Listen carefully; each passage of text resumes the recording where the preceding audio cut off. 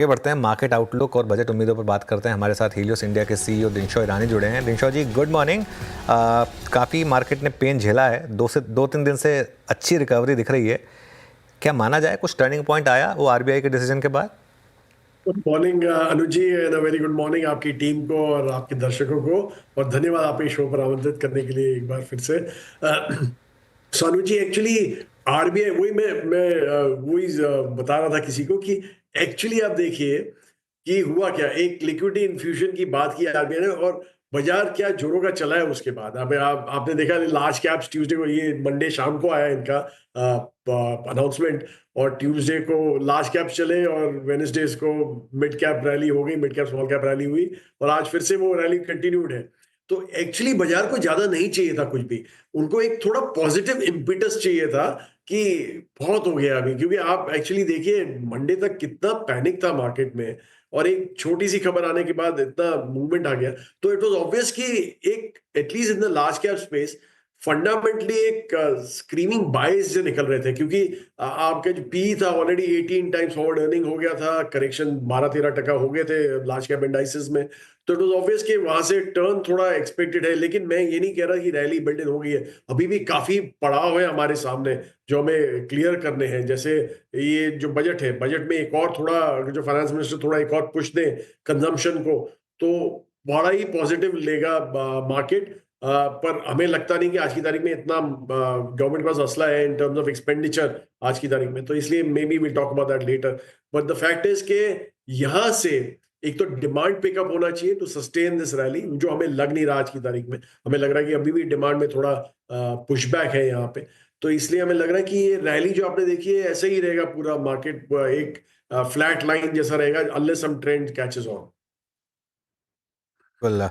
तो अब इस समय जो सबसे ज़्यादा डैमेज हुआ है लोगों का वो पोर्टफोलियोज में हुआ है। दिनशॉ जी, खासतौर से ये महीना काफ़ी ब्रूटल रहा है। हमने देखा था काफ़ी index, real estate index for example 19% गिर गया था। मिड कैप, स्मॉल कैप तो 12-13% गिर गया था एक महीने में। यहाँ पर क्या कुछ रिपेयरिंग होगी, या फिर जो बड़े डैमेजेस हुए हैं वो आपको लग रहा है कि शायद रिकवरी में भी ना सस्टेनेबल हो, मतलब ना रिकवरी देखने को मिले उतनी? एक्चुअली अनुज जी, हमने तो एक और एक्सरसाइज की थी। हमने देखा था कि पीक टू बॉटम जो फॉल हुआ है इंडाइसेस में, उसमें मीडियन करेक्शन कितना था स्टॉक का, not average but median correction. तो आप अगर जो देखें उसमें मिड कैप में मीडियन करेक्शन कुछ 29% के आसपास बन रहा था, जबकि जो इंडेक्स गिरा था वो 17%, शायद 16 या 17% गिरा था, मेरे को एक खास याद नहीं है। पर मैं मंडे तक की बात कर रहा हूँ, जो बॉटम हुआ था मंडे तक का।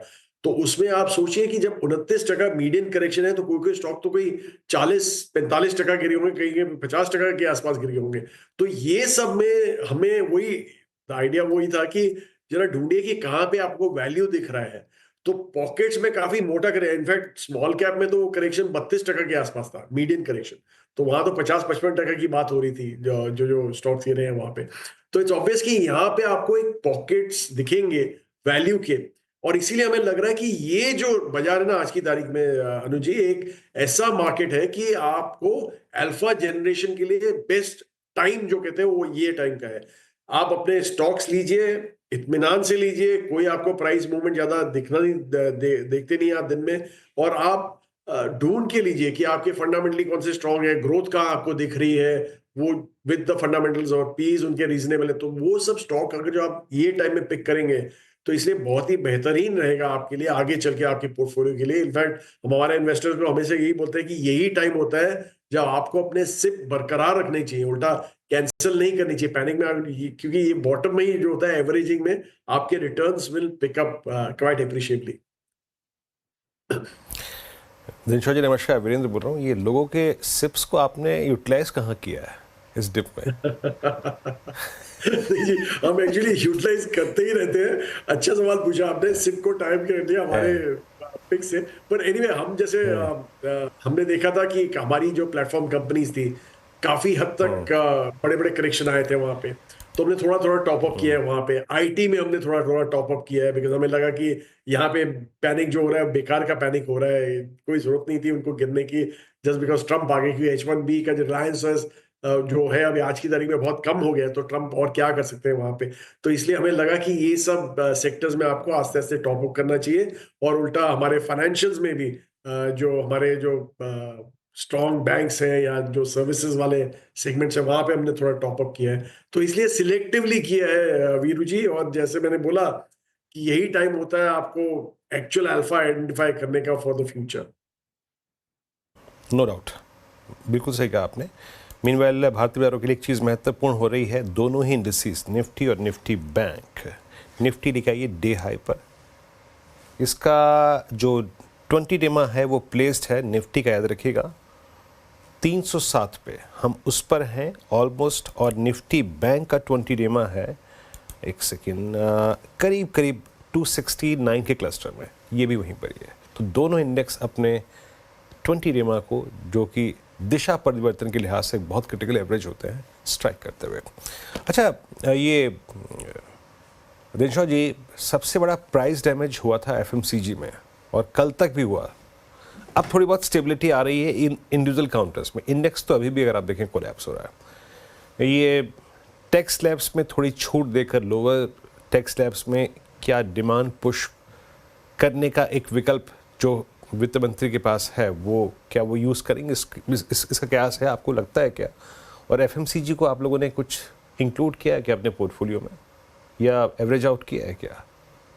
जी नहीं, हमारे पोर्टफोलियो में एफएमसीजी शायद ही आपको दिखे, पर एक आध स्टॉक आपको मिल जाएगा जो रूरल फोकस था, तो उसके चलते। नहीं तो हमें इतना कोई कंफर्ट नहीं है एफएमसीजी आज की तारीख में भी। और एक्चुअली आप देखें जो कंजम्पशन डैमेज हुआ है वो सिर्फ एफएमसीजी में ही नहीं हुआ। एफएमसीजी का तो डैमेज स्टार्टेड जब रूरल का डिमांड स्लो डाउन हुआ था तब से चालू हुआ था, लेकिन जो एक्चुअल डैमेज हुआ था वो डिस्क्रिशनरी स्पेंड में हुआ है। हाई टिकट बिग टिकट जो डिस्क्रिशनरी स्पेंड है वहां पे काफी डैमेज हुआ है। तो मुझे लगता है कि एक बार ये इम्पिटस मिलेगा, और एक्चुअली देना भी चाहिए, क्योंकि मार्केट जैसे मैंने बोला कि उनको बहुत ही छोटी छोटी चीजें चाहिए होती है। और अगर जो ये बजट में थोड़ा टैक्स स्लैब कम कर दिए या रेट्स कम कर दिए, सॉरी, और स्लैब्स बढ़ा दिए, तो I think that will be a very big positive, not only for consumption but बाजार का सेंटिमेंट इंप्रूव करने के लिए बहुत बढ़िया वो होगा, आपका इम्पिटस होगा वहां पे।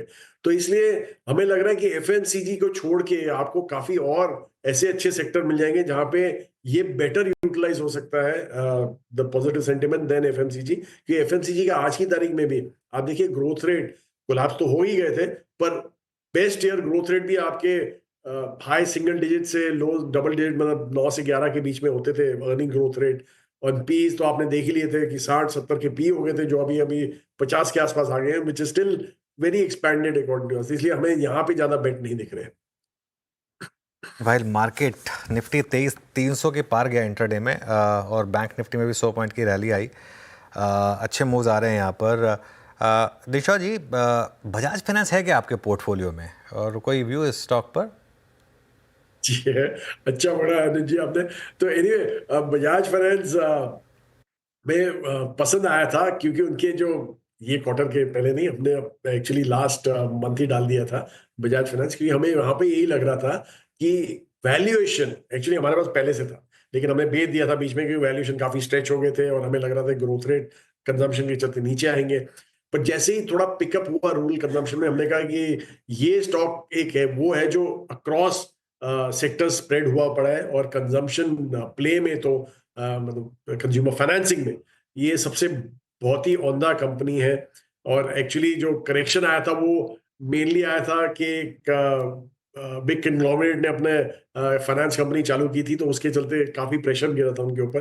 पर हमने रियलाइज किया कि यहाँ पे थोड़ा डेंट करना थोड़ा मुश्किल रहेगा, और इसलिए जैसे ही वैल्यूएशन हमें दिखे हमने ऐड किया। इनफैक्ट रिजल्ट बहुत ही उम्दा थे उनके, और हमने थोड़ा टॉपअप भी किया था उसके पहले थोड़ा, क्योंकि हमें लग रहा था कि ये करेक्शन में जो गिरा है वो जायज नहीं था उसके लिए। तो इसलिए काफी अच्छी क्वांटिटी है और काफी खुश है हम इस काउंटर से। बिल्कुल ऋषा जी, बहुत बहुत शुक्रिया आज हमारे साथ जुड़ने के लिए। थोड़ा आज समय की कमी है, इसके लिए इस चर्चा को हम यही विराम देंगे। Thank you so much.